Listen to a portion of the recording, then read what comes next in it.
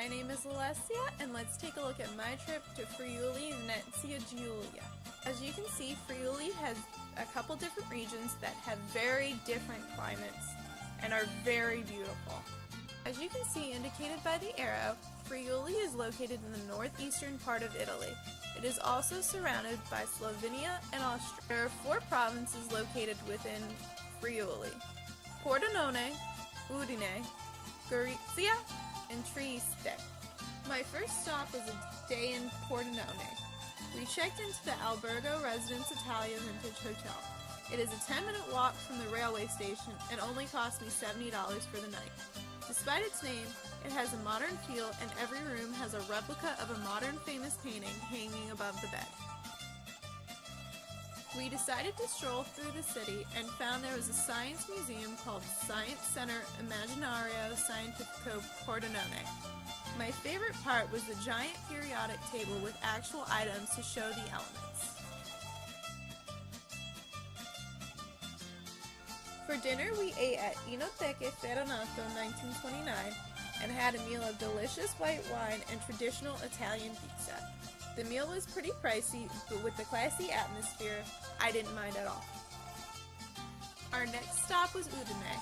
We stayed at the B&B Hotel, which also had a modern feel to it. It only cost us $58 for the night and was located in the heart of the city, so you can see the beautiful plaza right from your hotel window.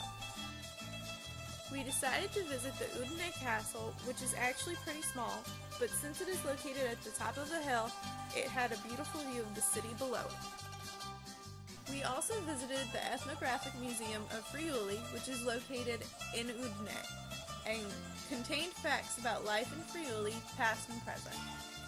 For dinner, we ate at La Cantonetta del Borgo, which for some reason had a ton of Beatles memorabilia. Being American, I decided to see how an American hamburger compared in Italy. Our next day was in Gorizia, in which we stayed at a modern Best Western in the middle of the city for only $87 a night. The province was located right on the border of Italy and Slovenia, so we were able to stand halfway in Italy and halfway in Slovenia, which was pretty cool.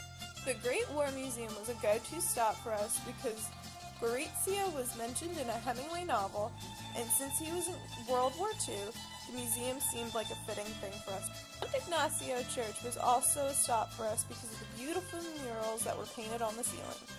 For dinner, we ate at Alla Luna, which mixed traditional Slovenian food and traditional Friulian dishes. I had fresh battered cod and a traditional fruit-filled dumpling for dessert. Our second to last day was spent in Trieste. We stayed at the Victoria Hotel, which was located right on the plaza. This hotel cost us $148 for the night, but I reasoned that out with the fact that it had a beautiful view of the plaza and contained a working Turkish bath. Our first activity was to visit Miramare Castle. It has been converted into a museum, and all the rooms still contain the original furnishings, ornaments, furniture, and objects dating back to the middle of the 19th century. We also decided to visit Trieste Cathedral because all of the beautiful murals originally painted for the church are still intact despite the age of the church. And since we couldn't leave Italy without going to a pizzeria, we ate our final dinner of the trip at Pizzeria di Gino.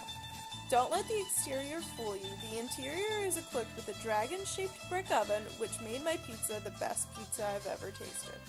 We spent our last day in Italy doing one of my favorite activities, skiing in Tervizio on Mount Luceri. The slope and lodge look like something out of a movie. This was a perfect ending to a perfect trip that I will never forget.